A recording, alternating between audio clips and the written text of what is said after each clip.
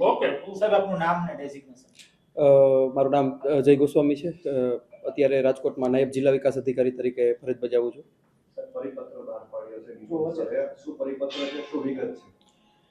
ગઈકાલે ડીડીઓ સાહેબની સહીથી એક પરિપત્ર થયેલો છે, જે અંતર્ગત ગ્રામ્ય કક્ષાએ અમુક અરજદારોને પ્રતિનિધિ મહિલાને બદલે એમના વતી બીજા કોઈ અન્ય વ્યક્તિઓ સાંભળતા હોવાની ફરિયાદ છે અમને મળેલી હતી. અને આવી ફરિયાદો ઘણી વખત આવતી હોય છે કે ભાઈ અરજદારોને સાંભળવામાં જે વ્યક્તિ છે એમને બદલે બીજા કોઈ વ્યક્તિ સાંભળે છે.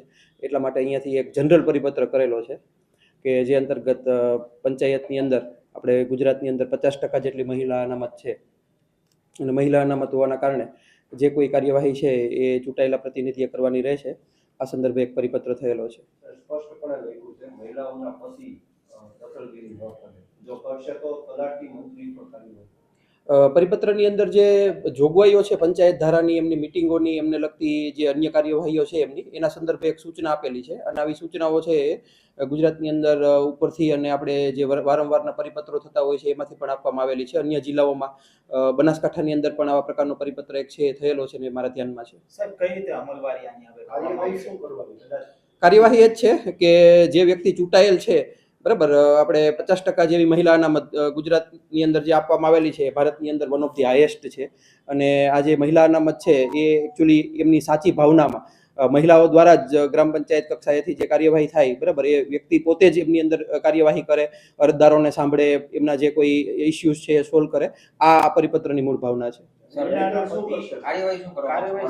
કાર્યવાહી એ જ છે જે પરિપત્રની અંદર આપણે સૂચનાઓની અંદર લખેલું છે કે ભાઈ મહિલાઓ છે પોતે આ જે એમને પદ મળેલ છે એમનો મેક્સિમમ ઉપયોગ કરે, એ છે બરાબર, એમના પ્રતિનિધિત્વને આપણે જે આપેલું છે એમનો સાચામાં સાચો ખરા અર્થમાં ઉપયોગ કરે, અને ગામના જે લોકો છે એમની જે સમસ્યાઓ છે એમને સાંભળે ને એમનું સોલ્યુશન કરે.